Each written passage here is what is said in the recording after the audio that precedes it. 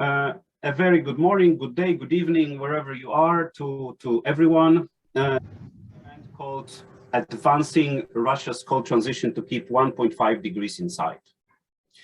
My name is Andrzej Błachowicz. I'm Managing Director of Climate Strategies, who is the convener of the initiative we are going to talk about. Climate Strategies is an international organization that brings together research and policymakers to advance the most important items on the climate and energy agenda. And as you can imagine, obviously energy transition, coal transition is one of the key topic of our work. Just one housekeeping rule, the webinar is being recorded. We are planning to publish the recording on our YouTube channel later on. And that's especially important for people in time zones where, this time would have been too brutal for them to be live with us. Perhaps I should say a few words about the project. So we, Climate Strategies, with partners, and you hear from the partners and authors of the contributors to the project later on. We've been working over the past year on the project related to coal transitions in Russia. And our aim was to provide lots of evidence, but also to build networks and to facilitate exchange between Europe and Russia on the issue of coal transitions, but also on the wider issue of energy transition in Russia. And we've produced this, you see, covers of 5 publications we produced over the past year, and they related to the future of coal industry, a couple of papers on diversification of the regions, and just yesterday we published the final report of the project and the corresponding blog. So please enjoy the reading, and you'll hear some key messages resulting from this body of work in the next 90 minutes. It's probably also worth mentioning that the final report will be translated into Russian, and we hope to publish it later in October. Okay, so now a few words about this workshop. We really want this to be a conversation about Russia's energy transition, about Russia's coal sector in the broader framework of transition needed to achieve 1.5 degrees. So advancing Russia's coal transition to keep 1.5 degrees alive. That's the topic we all should have in mind discussing the issue today. And you see the agenda, so we will have 4 presentations. And those are all people who contributed to the project over the past year. And then we will be joined by 2 external people, Irina and Matt, to have a panel conversation. And for that, I encourage you again, my colleague Lilian already posted that. Please use the Q&A function to pose questions. Of course, we also encourage you to share information or any comments. You may use the regular chat for that. But if you have questions, please use the Q&A function. Of course, I cannot promise to answer all of them today, but we try to answer some, but definitely we will take note of all the questions, and hopefully you can use some of the questions for further work on the subject. Yeah, I also want to, I mentioned Lilian, who was the project manager, and her predecessor, Olivia Crow. I wanted also to thank them for their tireless efforts to convene the project. I think we can now move on to the first presentation. So we will start with an introduction to the Russian coal sector, and that presentation will be delivered by Nikita Lomagin. Nikita is a vice rector of the European University at St. Petersburg and professor in political science departments. I also noted from Nikita's bio that he has been working on Russian foreign policy, international relations, and Russian history. Nikita, over to you.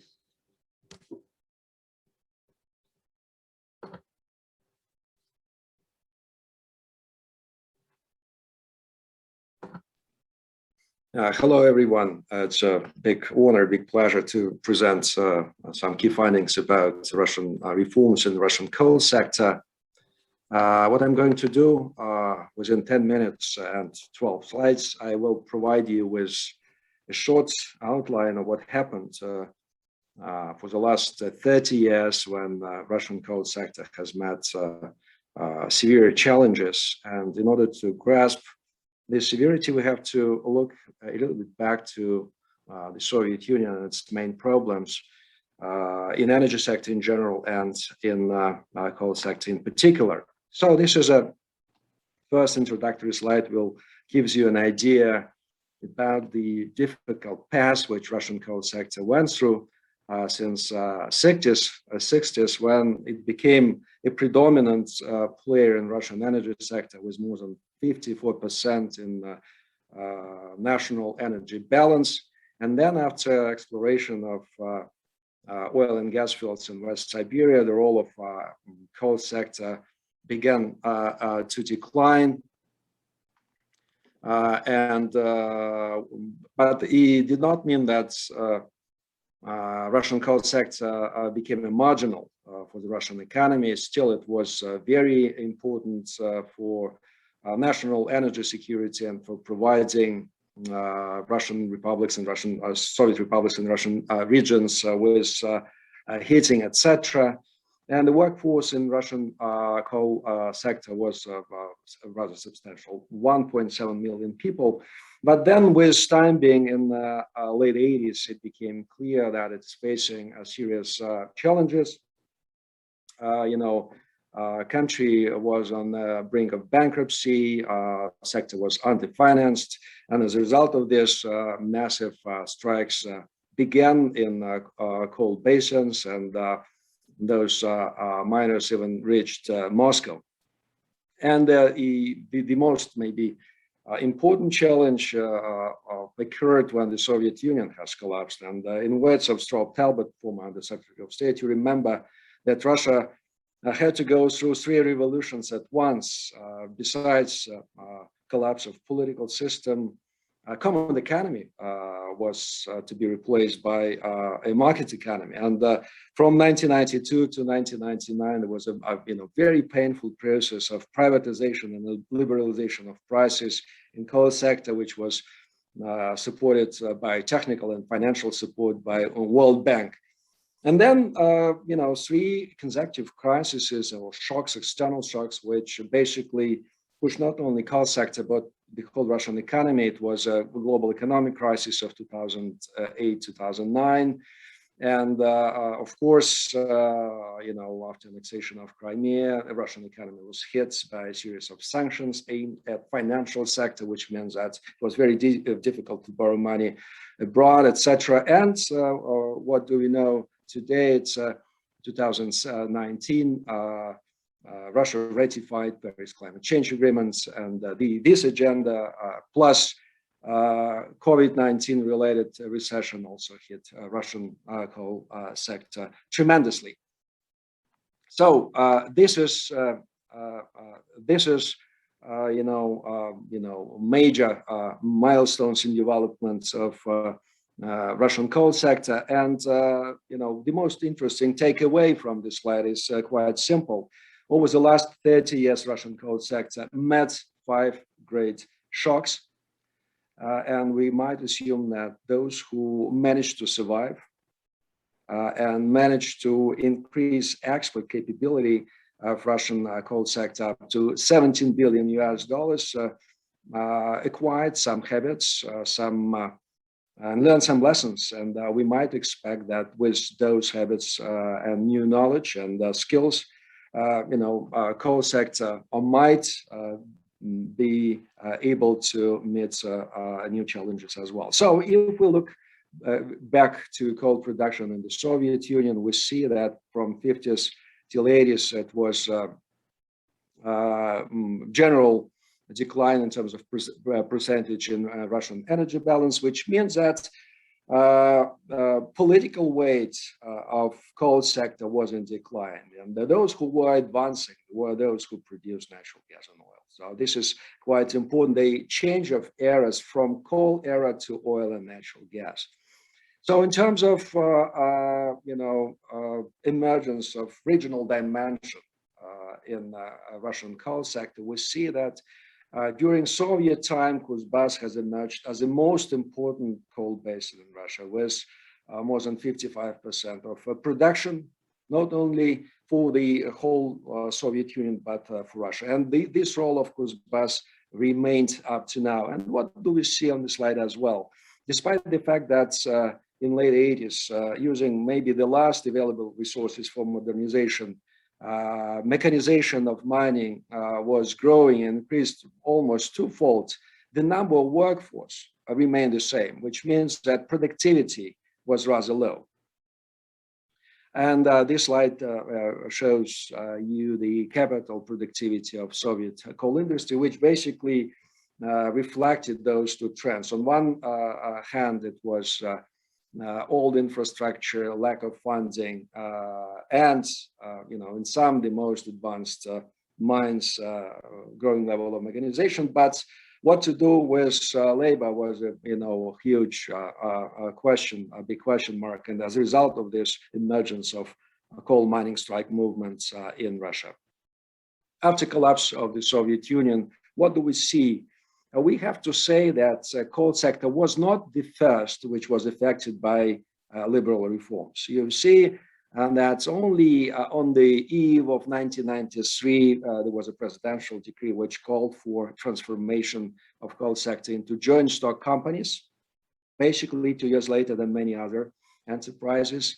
And the turning point here, if you look at this figure, I understand that it's not easy to see. The turning point was 1998. It was a second shock related with Russia's default, when coal assets became cheap, and when the owners of steel companies, metal works, and those who worked in power sector were eager to buy for cheap what was available at that period of time. And since then, we see this curve which goes up, which means that privatization of Russian coal sector was finished. In terms of restructuring of the coal industry, we see on this slide that the financing of Russian coal sector was declining.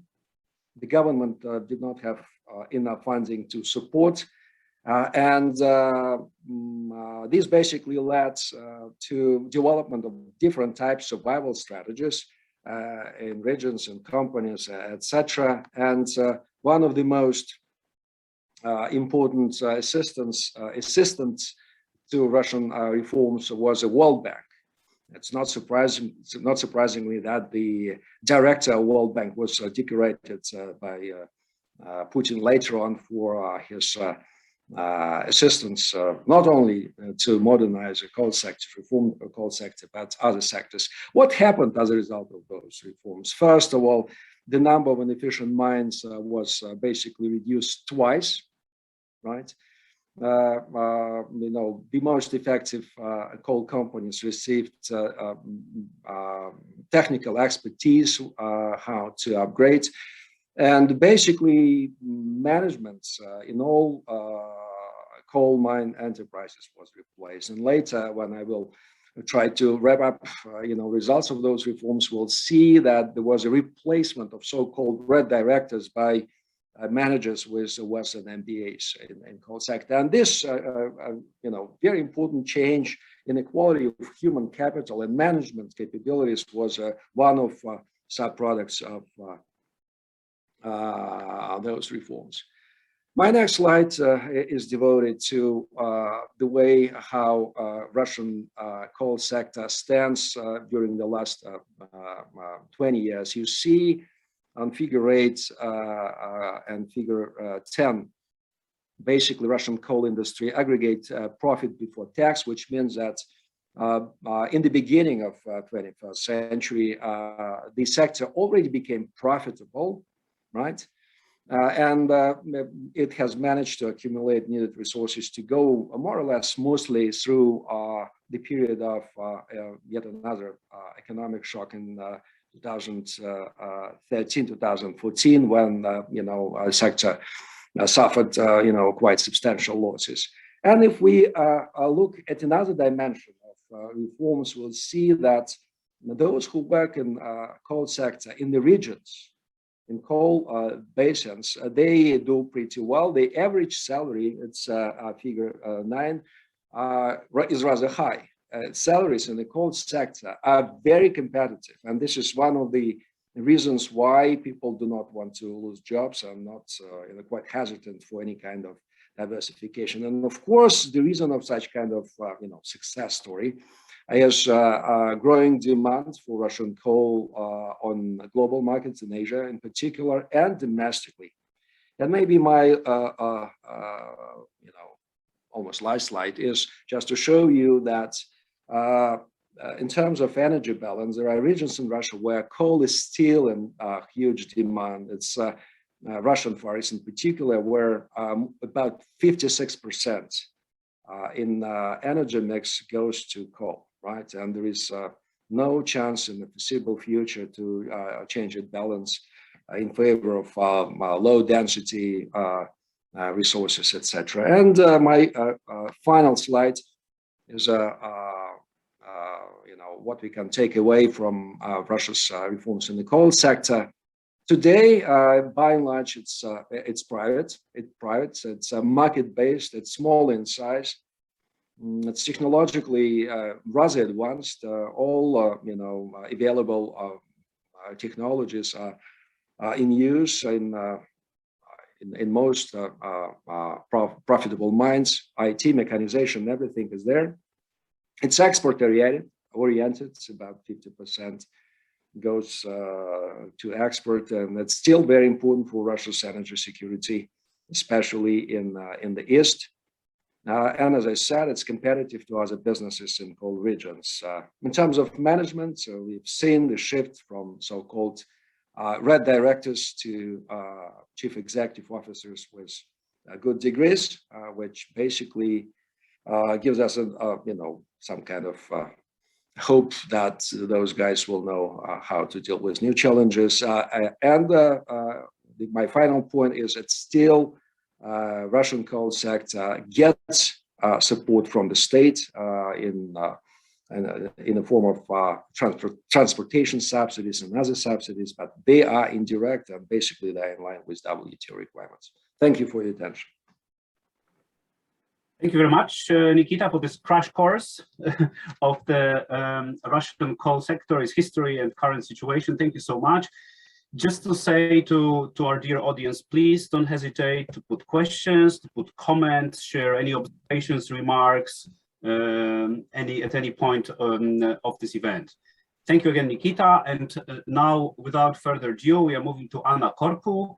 Anna is a research professor at Fridtjof Nansen Institute in Oslo, but she is Finnish, which as we know is important for this conversation.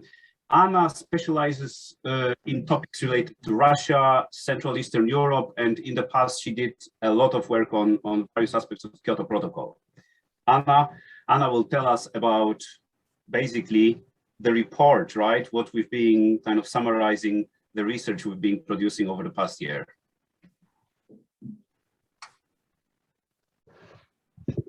Thank you, Anders.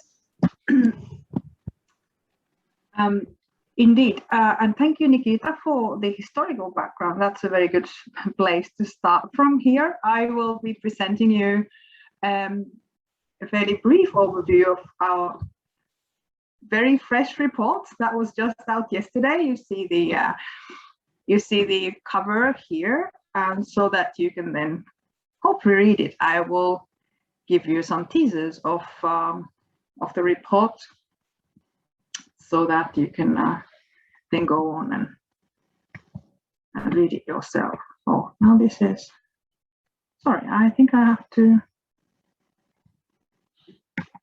here we go.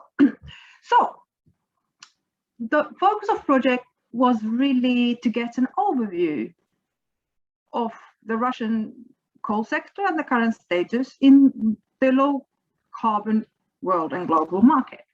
So we didn't go very deep into any of these topics. We're hoping to do some further work on this over time, but we tried to cover quite a few topics to kind of reveal most of the full story of the current situation of sectors. So we were looking at the role of coal in the domestic energy sector, also the domestic debate about coal and decarbonizing world climate policy, the expectations to increase exports to Asia especially. We're interested in whether the anticipation of the Russian coal sector is correct. And then we also looked at the coal regions, so coal producing regions, and their potential to diversify their economies. And we're finally thinking about how would the Russian coal phase out look like, also based on previous lessons. So first, let's look at some of the background data about the coal in the domestic market. So since 1990, 2000, 2010, coal has overall been in some kind of decline in the domestic market as well. The share of coal in the Russian total energy supply has been coming down, and also, of course, then in power generation. Also, its social significance has been declining very significantly. Of course, that was due to the events that Nikita was just outlining, historical events of the reform of the Russian and previously Soviet massive coal mining sector since the 1990s. So we come down from almost a million people, 900,000 employees, to about 130,000 more recently. But still, coal is contributing greatly to Russia's greenhouse gas emissions. So 1/4 of Russia's CO2 emissions originated from the coal combustion in 2018, at a bit more than 20% of the total emissions that accounted for. But at the same time, the Russian coal sector has only contributed about 1% of the GDP. So in carbon terms, that's very costly, if you like. And that's, of course, partly because in the indirect subsidies that this sector is receiving are they are a major issue here, an explanatory factor. So let's have a little look at the domestic debate. So we have looked at these discussions, called them discourses, and we have divided them into keeping coal and low carbon trend. So the focus of the discussion here, mostly in newspapers and by politicians and experts, was how the coal sector's future is seen in the kind of a shadow of the low carbon trend, which is very obvious globally. And the keep coal debate is mostly maintained by the political leadership and the coal sector itself. And therefore it dominates policy making on climate policy especially. There is export optimism, obviously, on this side. There is a belief that coal can be exported and that can be expanded over time, even now.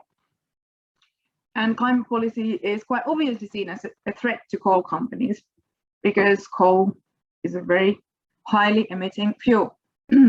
Technology solutions are mostly offered instead of reforms, and the Paris Agreement is seen something that Russia is going to achieve without further measures. Whereas the low carbon trend, it has been involving the Ministry of Economic Trade and Development and the Presidential Climate Advisor, many experts and academics, and of course NGOs. It is a novel growing discourse, and it is bringing up concern about the competitiveness of the Russian economy because of the low carbon trend. And of course, the carbon intensive exports, they are considered as a risk, largely because of the EU carbon border adjustment mechanism, which is upcoming. And therefore, it's seen that Russia should get prepared and start adopting a carbon tax, for instance. But many things these groups still, or these kind of points of view still have in common. There is no active coal transition argumentation on either side. And the EU carbon border adjustment mechanism is not exactly welcome. One side is more seeing it as something that Russia should prepare for, and the other side maybe sees it more as an issue that Russia should oppose. And this is mostly economic discussion, not environmental. So there's no official low carbon scenario in Russia so far. We were looking at different academic scenarios, and on the right-hand side, you can see different kind of options. There are many good experts in Russia. Some are present here today, also in the audience and speakers, and it is quite possible to come up with good scenario for Russia and good policy options, but that has not been done. Individual ministries, though, have come up with something more ambitious than the official 70 to 75% of 1990 level by 2030 targets.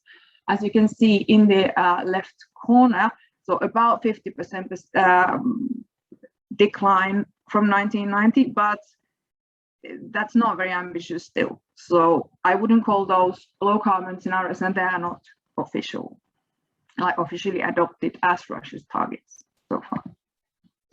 And so coal exports were already mentioned by Nikita, and that's indeed the area where the coal sector is seeing itself as a champion and growing. Coal exports have been increasing about sixfold since 2000, and about 60% of Russian coal is exported. Russia is the third largest exporter of coal in the world, and there is indeed an expectation that this will continue. In terms of climate, of course, this is very costly, if you like. Russia's coal exports, its emissions outside Russia's borders are about equivalent to Australia's annual emissions, or about 1/3 of Russia's own emissions in addition to those. So it can be said that the foreign climate policies, they reduce demand for Russian coal. The EU CBAM, clearly, this is the carbon border adjustment mechanism. It will make many carbon intensive export products much less competitive unless measures are taken inside Russia. Also, renewable energy is gaining competitiveness over coal, and many foreign investors are moving away from investments in coal. Here we can look at the main importers of Russian coal over time. You can see EU and Europe there below as green, and it's indeed been the biggest one. And now I would say that since 2019, the trend has been declining further. But if we, for instance, look at India and China, I mean, yeah, China is very large, but India, it's not massive if you think of India's size as a coal consumer. But there is no long-term future for coal exports to the EU. That's quite clear from EU's policies. In China and India, there will be some demand, but also that demand is declining. Japan and Korea, they will probably continue to import some coal, but their demand stays fairly flat. There are some political reasons for some countries not to prefer Russian coal, such as Turkey and Ukraine, I would mention here. And Southeast Asia, which has been seen as a potential growth area for Russian coal exports, is also revising its plan to increase coal capacity. I will not go through this graph in detail, but we have been estimating that this kind of traffic light system, the green is good for climate, that kind of approach on these main importers of Russian coal and their economies and their trends relevant to future coal imports. This one is kind of a placeholder for something that my colleagues are going to pick up after me on the regional policies on coal and coal exit. And I think I won't say more about that now, but I will move to the previous lessons from coal reform and transitions. So as Nikita was going through, there has been a major coal transition in Russia already. So Russia has experience of this. This is not new. The one coming up now, like it or not, it will be socially much sort of less significant than the previous one that Russia has already done, since the social significance of the sector has already been reducing so much. So, and there are tested policy programs in Russia already. There are also lessons from other countries.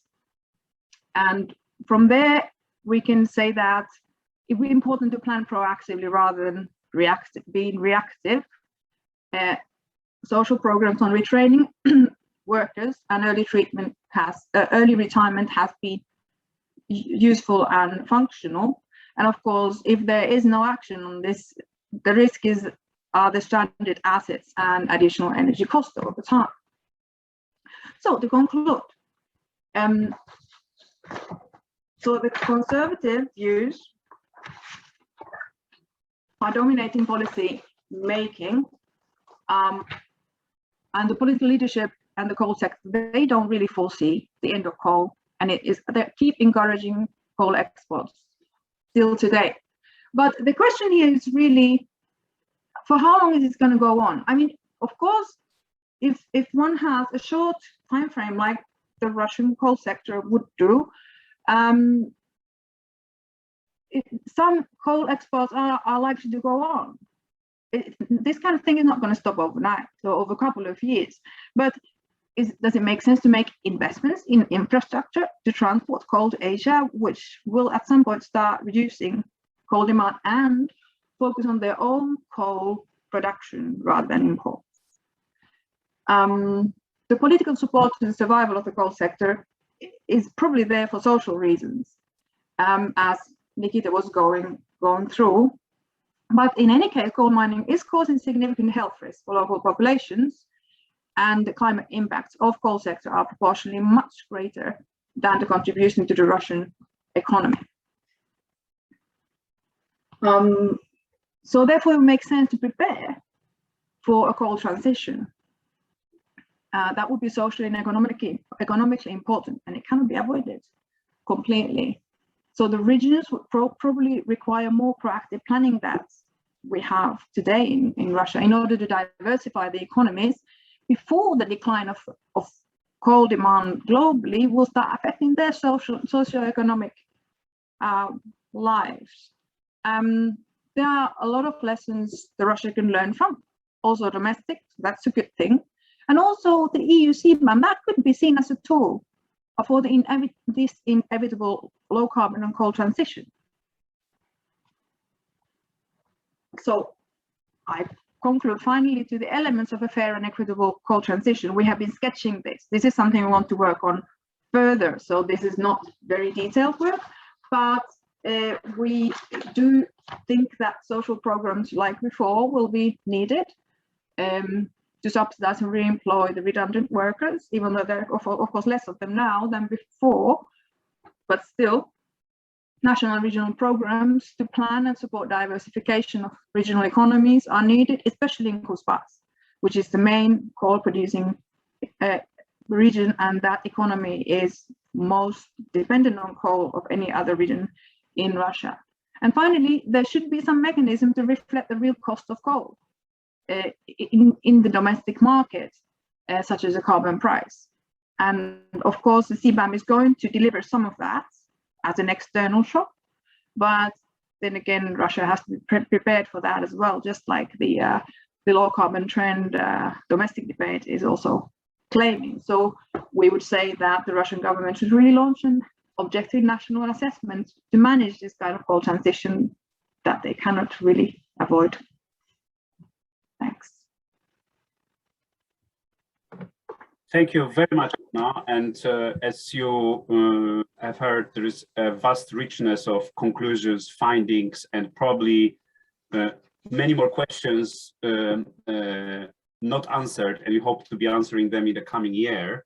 I really encourage you to have a look, and Lilian posted the link to the chat. Please have a look at the project and all the outputs, and reach to us if you want to discuss and get engaged. Thank you so much. One thing I already see the discussion and questions, I really have it doesn't matter that much, but if you want the question answered, please put it in Q&A. It makes our life much easier. It allows, you know, the panelists, the co-authors of the project and report to answer them straight away, and perhaps also include them in their further interventions. But yeah, so please use Q&A for questions and chat more to share and comment on what you have heard. Thank you so much. And now we are moving to two presentations that will be about regional diversification. The first one will be talking about Russia's regional diversification vision, and that presentation will be delivered by Georgi Safonov, known to many of you as Yura. Georgi is a director of Center for Environmental and Natural Resources Economics at High School of Economics, Moscow. I actually saw that you guys are now using HEC University. I think that's probably kind of the new branding. And he's an economist, and I must say you probably have worked with every international institution that deals with the subject in your career. Georgi, over to you. Oh, thank you. Glad to see a lot of people attending this event. Let me show you my few slides. Okay. Oops, 1 second. Okay, hope you see it. So actually, I will be very brief. We have done some detailed analysis of the regional diversification ideas, vision for Kuzbas region. I'm very glad that we have some people, some advanced experts from Kuzbas, specifically Oleg Taylakov. I'm glad to see him in the list of participants, and maybe some others. So these local experts definitely can add a lot to what I will be talking about. So of course, we already mentioned that Kuzbas is a very important coal region for Russia, and huge coal reserves are there, over almost 600 billion tons of coal. And some people assume that this is very valuable asset, but probably that is a challenge as well regarding the trends in world development, world economy development. Coal provides about 30% of industrial production in the region and over 130,000 jobs. At the same time, there are lots of negative impacts of the industry, including 250 kinds of hazardous substances emitted and discharged, approximately 2 million tons of pollutants emitted per year, 550 million cubic meters of wastewater per year. Can you imagine that? And actually, there are also bad news about health impacts. Mortality rate is higher by 16% than Russian average, and cancer diseases are higher by over 7% of Russian average. So there is contradiction between business interests and, to some extent, interests of population and those who are employed in the region, but also those who are suffering, not only people, but also environment. And now we can add climate is what we should care about. What we now see as ideas for diversification of the regional economy, not only being focused on coal, but doing something else. And what are the opportunities for low carbon diversification? So energy efficiency is assumed to be very high, like 25 million tons of oil equivalent per year can be saved. Coal bed methane is also a very important direction of work, potentially in the region. There are even some practical steps towards it, and the reserve of that methane is big, up to 20 trillion cubic meters, which could serve as a big gas reserve for Gazprom and maybe some other companies, maybe as a sort of bridge solution from coal towards green energy. Green energy also is present there. Renewables, including solar, wind, small hydro, biomass, are rather meaningful there. Another interesting but debated long time, but maybe not a lot of progress yet, is the coal chemistry. Coal chemistry is considered to be one of the solutions for continuing exploiting coal reserves, and there are lots of products and semi-products that can be produced from coal. Another interesting idea, which is floating around in the region, is about carbon capture and storage technologies, so that and then coal can be used for generation of energy without emissions of carbon dioxide, which is probably debatable regarding the costs, but maybe an option for the region. Actually, in July, just recently, government of Russia adopted a plan on diversification of Kuzbas economy, and 78 projects in various sectors were proposed and actually submitted for this sort of program, with overall private and public investments of $6 billion by 2026. So quite significant number of new jobs should be created in the non-coal sector, from 24 to 40,000, maybe not that massive scale, but still maybe interesting direction. The bad thing is there are no plans for renewables and other green projects, but many projects are focused on exploitation of the coal reserves in the region, but also transport, logistical, and some services and so on. So there is plan to do something. It is not a green plan, but maybe we will hear more from next presentation. Thank you for your attention.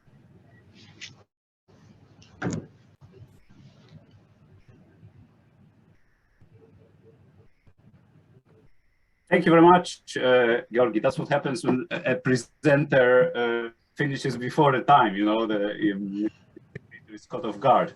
Thank you so much. And I think that gives us a few extra minutes, which is very welcome, to move to the next presentation. Then we'll have more time for discussion. We already are chatting with some of the panelists that they will touch upon some of your questions in the panel conversation. So, and some of the questions have already been answered in the Q&A function of the event. So the fourth presentation, we'll be talking about the green regional diversification scenarios, and that will be presented by Tatiana Lanshina. Tatiana is a senior researcher at RANIPA, which is a Russian Presidential Academy of National Economy and Public Administration. She also is a co-founder of an NGO called Goal Number 7 Association. Of course, Goal Number 7 refers to the SDGs. Tatiana, over to you for a very interesting presentation. Thank you, Andrei.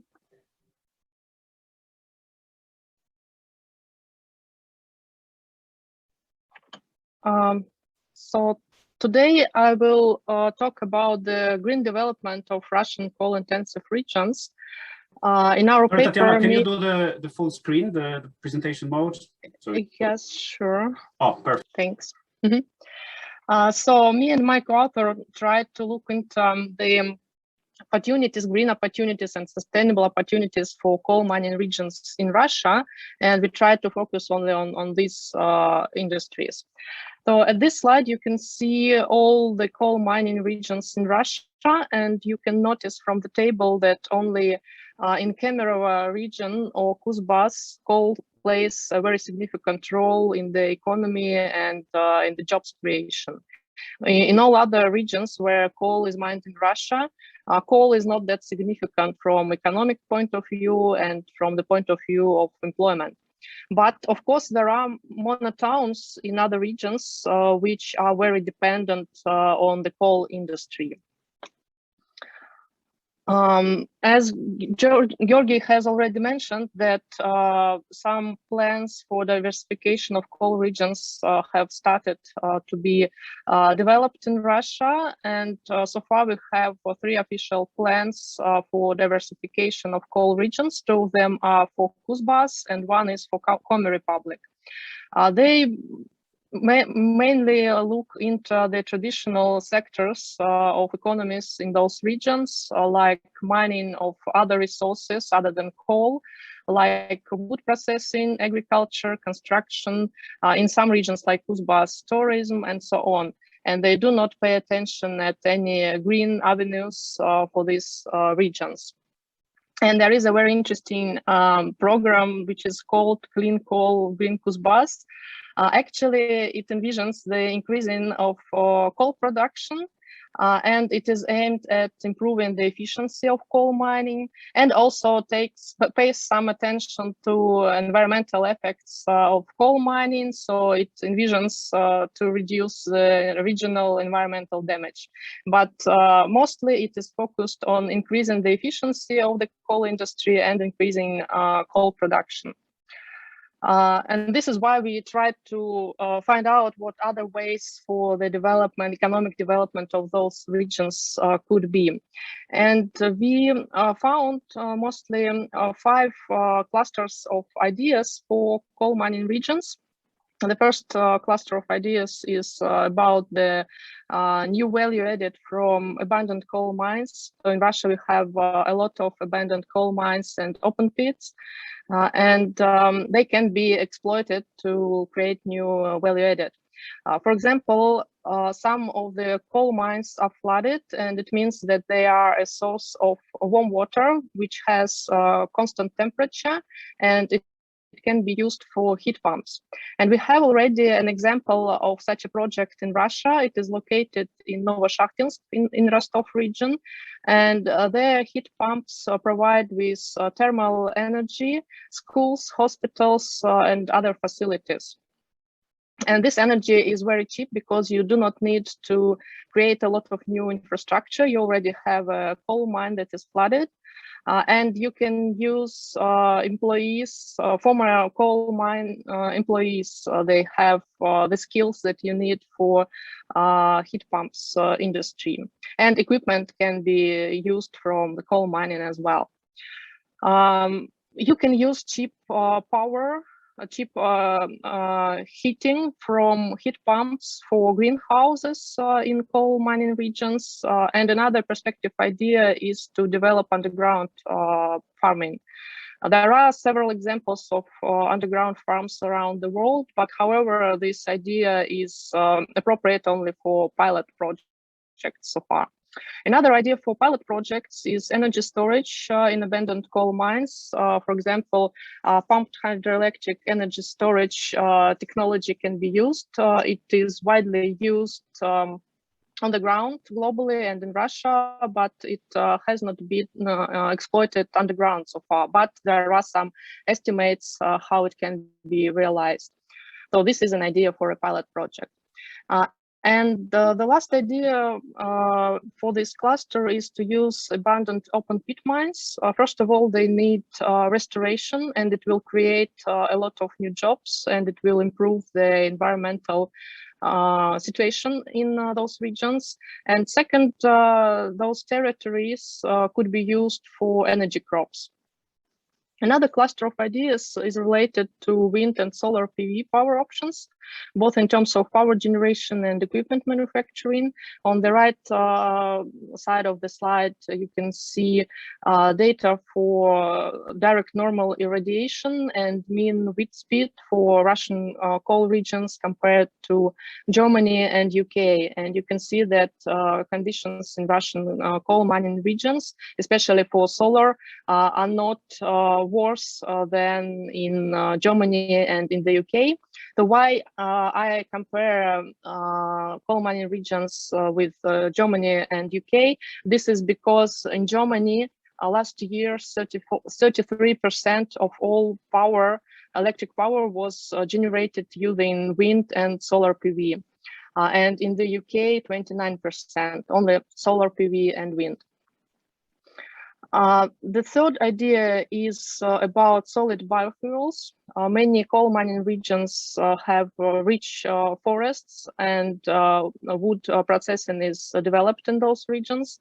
And they already manufacture wood pellets and export them. But of course, not all of the residues of wood processing is used so far, and there is huge potential to increase the use of residues from wood processing in coal mining regions and produce wood pellets and use them in Russia and export them as well. The fourth idea concerns small businesses and entrepreneurship, we have discovered that in most coal mining regions of Russia, the entrepreneurial activity is too low and there is a lack of different kinds of services. So this might be a perspective idea, the idea to support small businesses and entrepreneurship in those regions.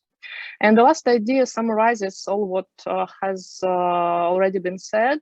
This is green special economic zones. We propose to create such a zone, first of all, in Kuzbas region, because it was damaged a lot with coal mining and it needs a lot of restoration. And the second reason is that its location is very good from the logistical point of view. So a hub for manufacturing of equipment for wind and solar PV can be organized in this region, and it is possible to supply the equipment to neighboring regions that combust a lot of coal and that need energy transition in the coming years.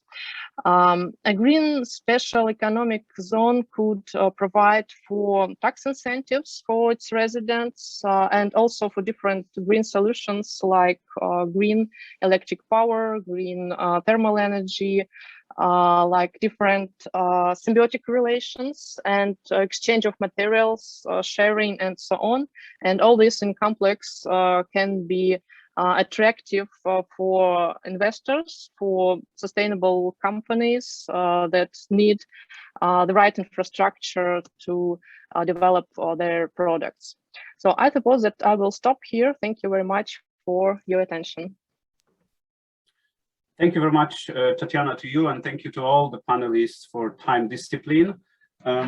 So now we are going to move to the panel. So here is the way how we are going to play this. So we have two external guests to the panel.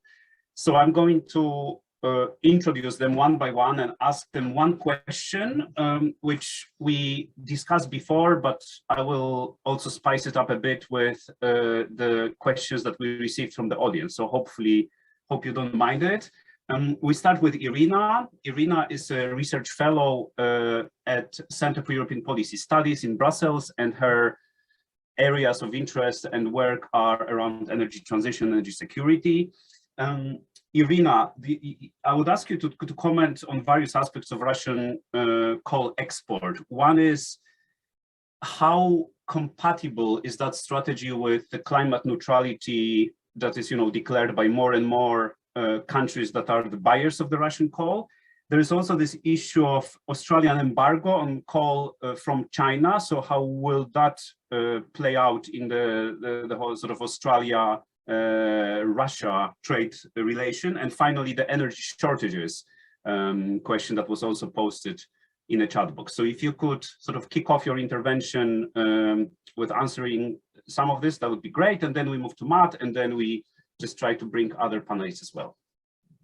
Yeah, thank you very much. And first of all, of course, thank you for having me here for this interesting and really timely discussion. And actually your question, maybe we should start with energy shortages, because this is something that is discussed everywhere, and it's like a perfect timing also to discuss the coal prospects. So of course, also to reflect a bit, answering your question and also reflecting a bit on what I have heard now. Well, of course, the Russian coal industry, we saw the graphs, we saw the numbers, is experiencing slowing demand domestically and a growing importance of export. So this is an export-oriented industry, and of course, for any export-oriented industry, external markets are key. And the key question, of course, I will maybe discuss it a bit through the lenses of being in Europe and through European lenses. So the key question is whether Russia is underestimating what is happening globally and especially in the European Union, because European coal market is still, we saw today, is still quite essential for Russian exports. And coming to the shortages now, of course, like the high gas prices, they have significantly also increased, they pushed up coal consumption in Europe, even despite pretty high carbon price now. So, of course, we will, like in a short term, we will see an increase of coal consumption, some peak, like a short-term peak of coal consumption also in Europe. But again,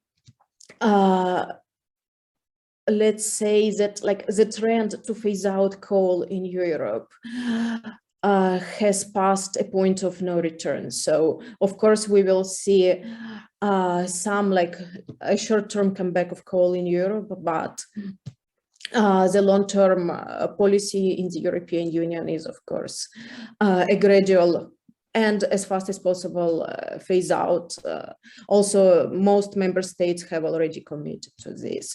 And then it's also like some important remark, when you have high fossil fuels prices, it's a bit easier to shift to renewables. And this is what's happening in political debate and also in expert debate in Europe.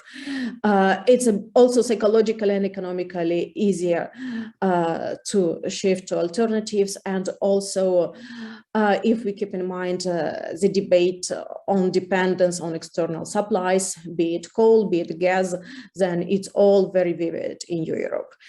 Then coming back to Asia, well, of course, we have seen like carbon pledges by several Asian countries and by China. So to come to carbon neutrality at some point in the mid-century. And of course, coal will remain an important player in these markets. And speaking about Australian embargo, yes, that was a kind of, I would say, kind of gift to Russian exporters so that they could quickly take an opportunity and take some market share, a bit bigger market share in Chinese markets. So that's quite a gift in a short run again.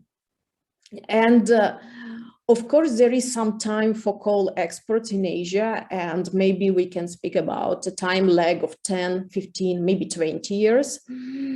And this is like my overall impression is this is what Russia's strategy, and should we speak about Russian coal development program and some estimations by Russian ministry. So the Russian strategy is focused more on like a 20-year time horizon, and just only now starting slowly looking at what could happen afterwards. And then in Asian markets, of course, there is a big question whether there will be a switch from coal to gas. And as we can see, there are like different dynamics. Some countries in Asia Pacific, yes, in last 10 years, they increased the share of gas at the expense of coal. Some of them did contrarily. So there is some time for Russian coal industry, but this time will be limited and it will not last a lot. And again, we saw the numbers. Anna showed us that like the budget revenues from coal industry are pretty low and the contribution to GDP is pretty modest. So in my opinion, of course, the coal industry in Russia is kind of more regional issue, and maybe as we are discussing today, also the measures should be more regional and the focus should be on diversification, because overall this is what will matter in the end. And the last question, whether does it make sense to make investments in coal industry given the whole trend towards climate neutrality and energy transition? Well, my understanding would be that the strategy of the coal sector in Russia is based on a bit different reasons to make these investments, and maybe like social and regional stability would be the key ones. But maybe I will leave Matt to discuss this, because that may be a key question. Yeah, thank you very much, Irina. So yeah, we will move to Matt now so that he can kickstart sort of his presence on the panel, and then after that, which will sort of reopen to any subject. So Matt Haxam, Matt is director in climate transition analytics at a company called Willis Towers Watson, and he advises banks and governments on various transition risks. So Matt, we discussed the kind of broad topic, of course, which is about systemic impacts if Russian leaders underestimate the speed of transition, right? This is what we are talking about. But there was also a question that you already answered, but I think it's worth maybe sharing with everybody about the sort of cost of underwriting coal assets by insurers and reinsurers, and any other aspect that you'd like to pick up from related to transition risks. Over to you. Thanks, Andrzej, and thanks for being invited to be part of this project. It's been a really interesting process, a lot of really interesting work that's come out of it. So there's basically three main points that I would like to make at this point. So firstly, Irina set the context for the export situation, but for Russian policymakers and financial investors, actually, the trend that we're seeing in the coal market is that the transitioning is, other than short-term volatility that we've seen in the last year or so, really accelerating. So not to underestimate how fast things that can change. The second point is the importance when considering the systemic links between the coal sector or coal exports and other parts of the coal sector and other parts of the economy, and then also the likely impacts on the public finances. So on the first point, if you take a look at what has happened with expectations for future coal demand since the Paris Agreement, what you can see is that the growth curve has been coming down and down and down every year. And what is that driven by? It's probably not driven, in our opinion, mostly by climate policy. So there are some coal phase out targets, but as Irina was saying, even the ones in Asia are very, very back ended. There's very little in the way of planning as to how to get from now to then. But actually, the first trend that we've seen has been a significant decline in the cost of renewable energy. And so just on economic grounds, we're seeing lots and lots of coal-fired power stations being either delayed and then cancelled. And then a more recent trend is the pullback of financial institutions from financing new coal projects. So we're talking private banks, we're talking insurance, and some very recent signs that we're talking also public finance from China, Japan, and Korea, all three major financiers of new coal-fired power stations in Southeast Asia. They've all made commitments. Let's see how strong those commitments are. But they've all made commitments in the last year to pull that source of finance. And that is really what had been driving even the prospect of growth in the markets like Turkey, Southeast Asia, that Russia, but not just Russia, also Australia and Indonesia, South Africa and Colombia are all betting on to be the savior of the industry in the long run. And that's not something that's easy to predict how fast that's happening, but for me at least, it's been happening faster than I expected, certainly. And so that's one point. And the obvious other point is if there is serious progress towards 1.5 degrees, as opposed to a well below 2 degrees, then the impact on coal exports, not just coal demand, but particularly the seaborne coal trade is huge, right? That could shift the decline in the coal trade by a decade.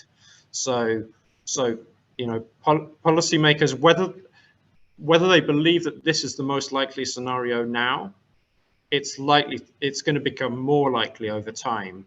And that, to what Anna was saying about the necessity for, proactive planning, just in case, I think this is important. So then the question is, well, we've talked about the impact on GDP, we talked about the impact on employment, and the particular picture in Kuzbas and some of the other regions. You know, I think that when Russian policymakers take a broader look at the system, at the kind of bottom-up detail about how the coal sector is linked into other parts of the economy, then they may find, you know, more concern. So, for example, and I don't know if this is the case in Russia, but we've seen in our previous work in South Africa that export coal revenues have been subsidizing domestic coal prices. Right? And we know that, you know, we know that coal prices in Russia are already subsidized by rail costs. But if those export revenues dry up, what does that mean for domestic coal prices and the viability of mines in the domestic picture? Even if that's not the case at the asset level, that will be the case at the mining company level. And again, to the extent that big mining companies like SUEK are very dependent on those export revenues to maintain their credit quality. If we see that dry up, then we're going to see contagion into the domestic sector, which is influenced by very, very different things. There was a question about the extent to which capital, specifically about insurance, but the extent to which capital is being pulled from Russian mining companies, as is clearly the case in, and you know, speaking here with some insurance insiders in our company, it's clearly the case in other parts of the world. And my sense is that it's not happening so much yet with Russian financial institutions, but that it is happening with international financial institutions. Now,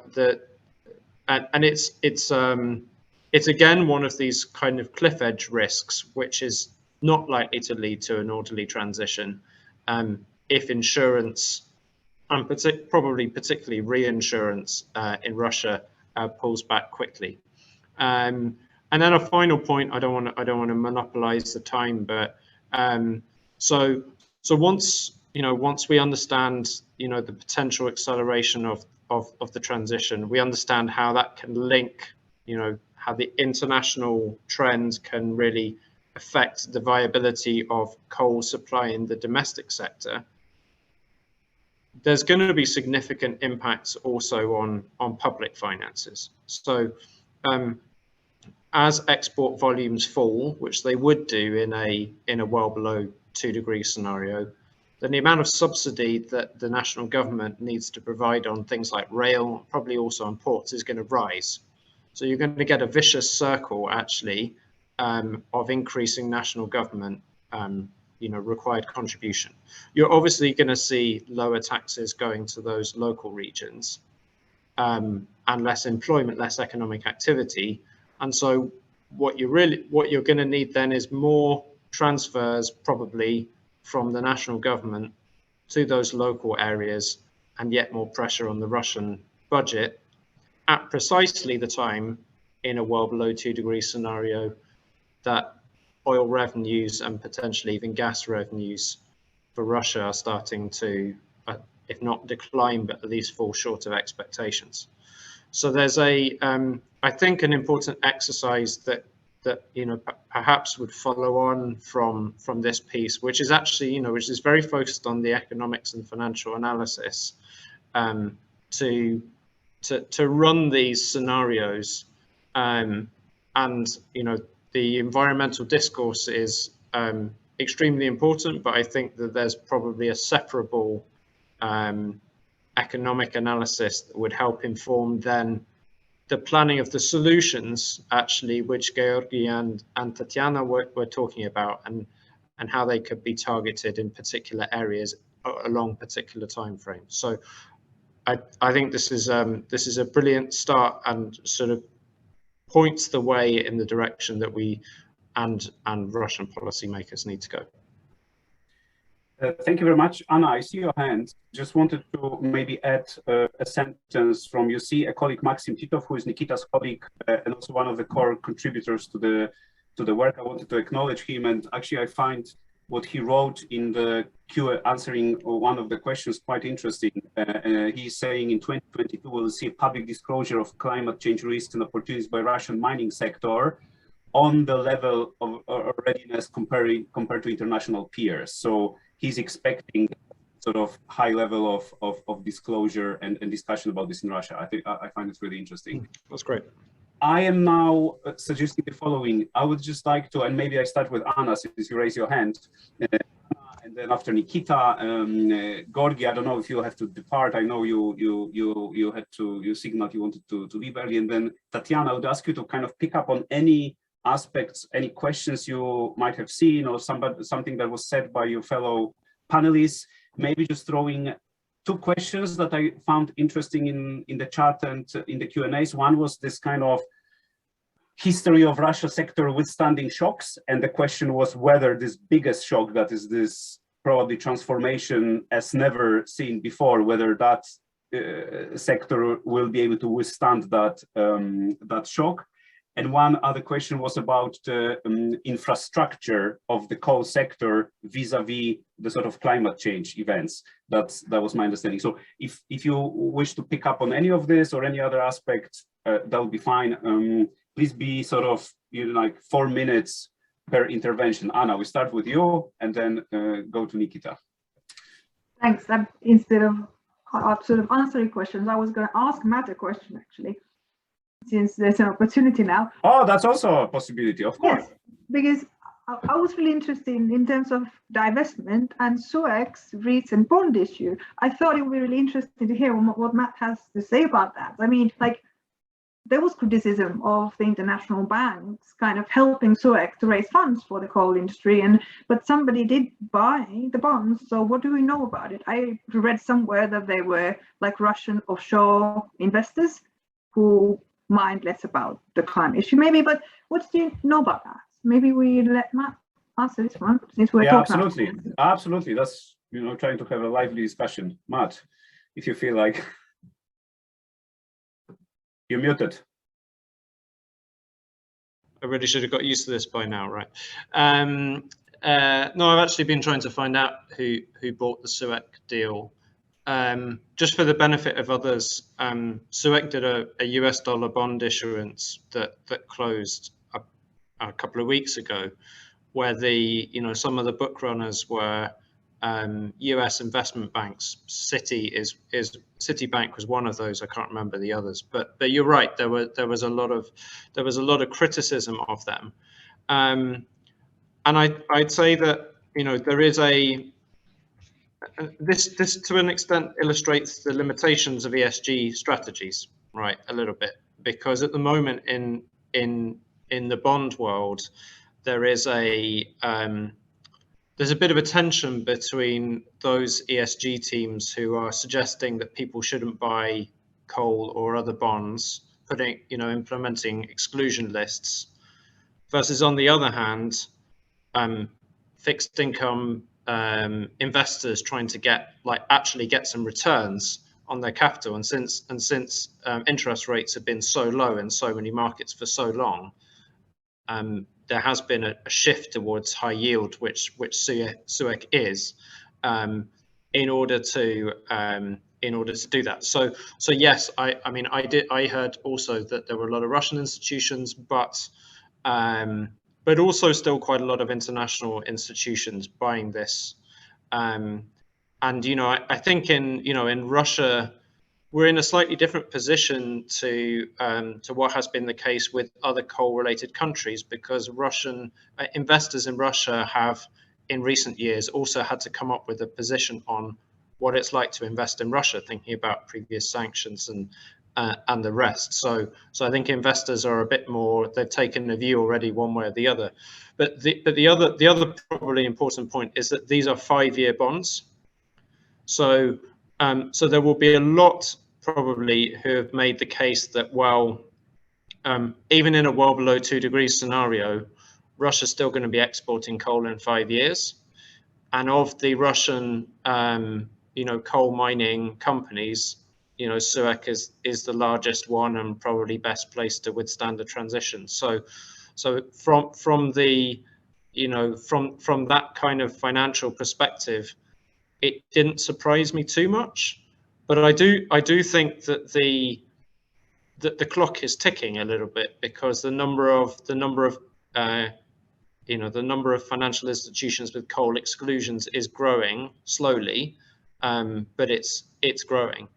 But I think that the depth of the Russian financial sector probably means that, you know, the Russian coal industry is less susceptible to this kind of chaotic transition when capital gets pulled away very quickly than it would be in, let's say, Indonesia or Colombia, for example, where the local financial sector is, you know, sectors are much smaller. Yeah, that is extremely interesting. Thank you. Anna, I wonder, since you have a mic, would you like to comment on any of the, or raise any other question? Maybe I'll just say that there was a question about the impacts of climate change on coal mining sector in the Arctic. That I to my knowledge, there at least is not published studies on that, and don't know what the coal companies might have then done themselves. We won't know that, but what we have started another project at FNE, Fritjof Nansen Institute, now a year ago, to look at the preparation of Russian companies, industrial companies working in the Russian Arctic, and we found surprisingly little about getting prepared for the impacts of climate change in that area so far. So I presume there wouldn't be any major body of literature on that one.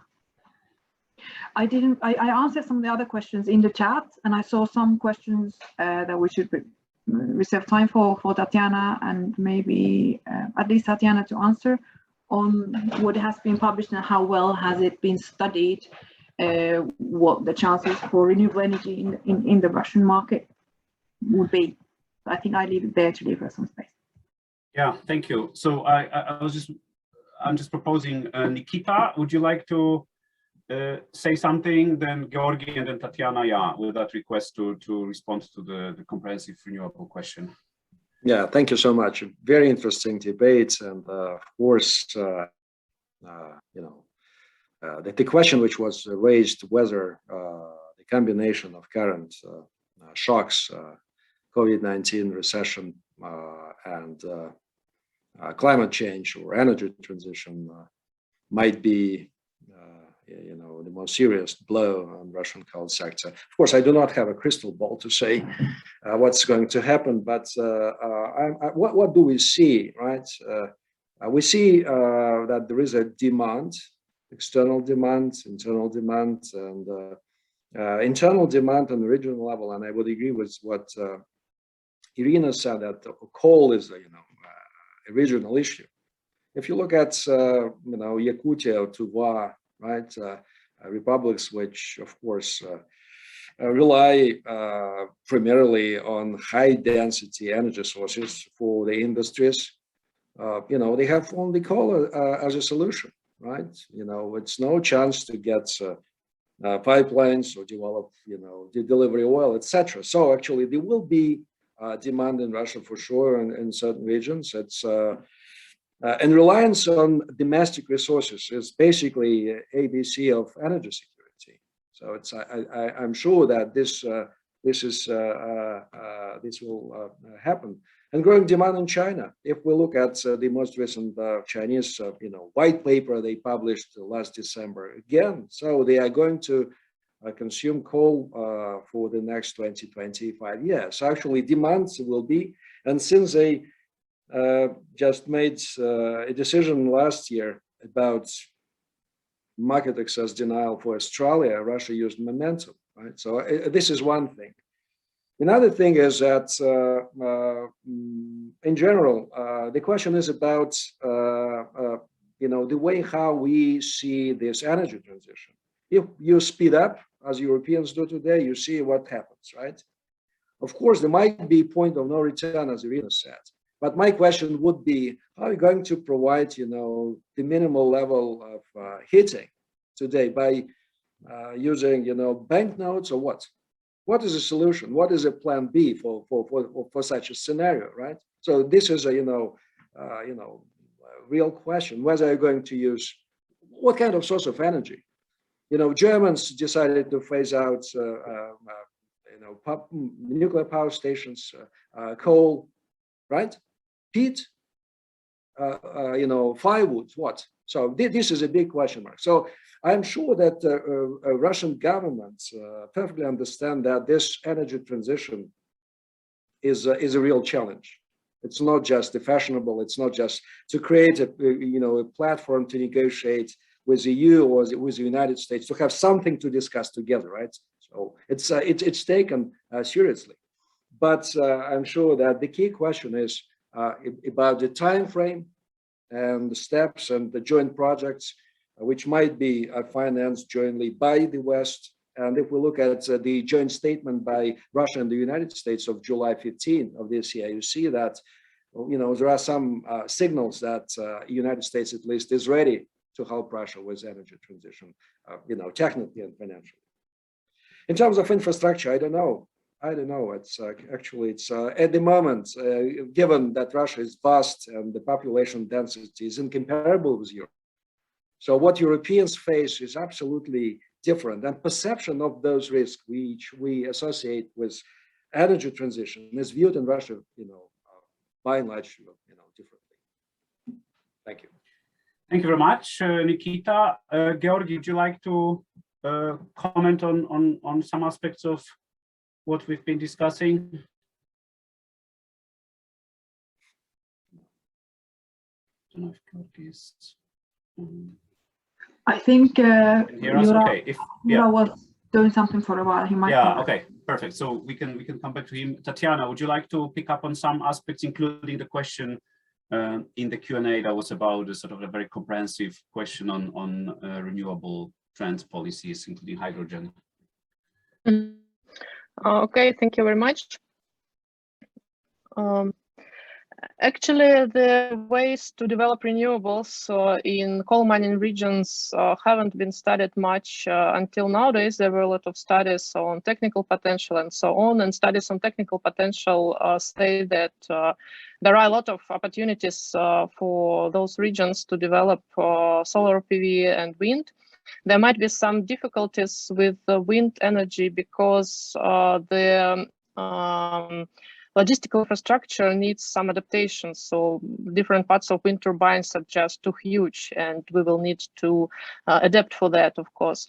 But as to solar PV and heat pumps, there are no problems at all. And there are projects both for heat pumps and for solar PV and in coal mining regions as well in Russia. As to hydrogen, there is a debate in Russia on hydrogen that mostly touches upon the gray hydrogen, and green hydrogen is not much discussed so far.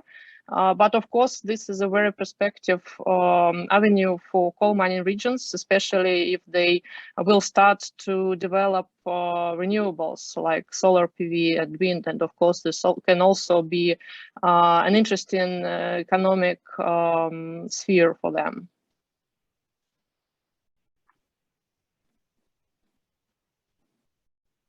Okay, thank you. Thank you very much. Irina, I wonder, because you had your initial intervention, any other aspect that you would like to comment or ask or disagree maybe? Yeah, maybe just a quick comment on both on like domestic situation and on international situation for Russian coal industry. So of course, like domestically, it might be like the key, it's not a secret, is losing competitiveness by coal vis-a-vis gas. And again, the big question, if we speak about diversification of power generation of energy in coal regions, of course, the big question is base load. And here we need to discuss whether it will be gasification and all like nitty-gritty details of domestic debate. So that's something like, it's a big question because of course, at this technological level, renewables cannot provide it, not discussing even like the economic situation. And internationally, I think, like, I will repeat myself now, that maybe the current Russian strategy is about maximizing, I will use it like, maximizing profits in upcoming maybe 20 years, while the demand for coal is still growing in some regions, and there is some share to get, also taking into account some geopolitical developments. And of course, in my opinion, this is the key direction of the development of the coal industry, and also taking into account the federal law finally on greenhouse gas emissions that we saw this year. So it looks like no fiscal measures, no serious measures will be taken domestically to ensure introduction of some kind of carbon regulation, like really working carbon regulation in Russia. So at this point, maybe coal industry will be preserved at the regional level, also at the expenses of subsidies.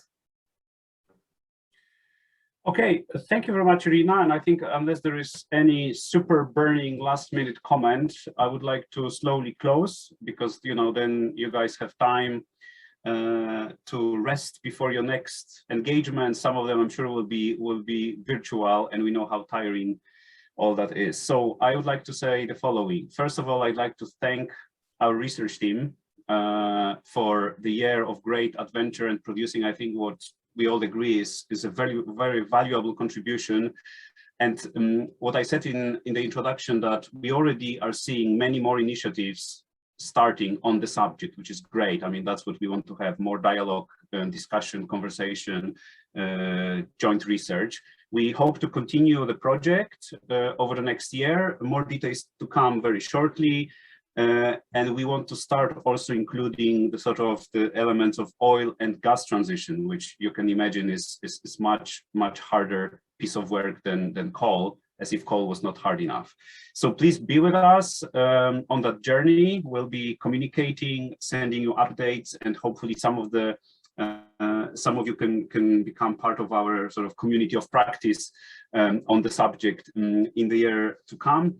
I'd like to thank the audience. We had, I think, 50 people at the peak time, so we really feel honored to receive 90 minutes of your life to join us, contribute, listen, comment. So thank you very much for it. And yeah, I hope this is sort of the first, not the last, because this is formally the event that's concluding our project that is just ended. But yeah, I hope this is the conclusion of the first project, but then much more to come in the next year. There will be a recording available. Some of you are asking when. Latest tomorrow, hopefully even in late hours of today. So that please consult our website and our social media climate strategies. And with that, I wish you a great rest of the day, evening, night, morning, or whichever time zone you are in. Thanks for joining again, and we hear from you very soon. Thanks very much.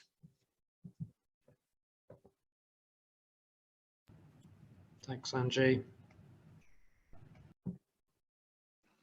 Thank you.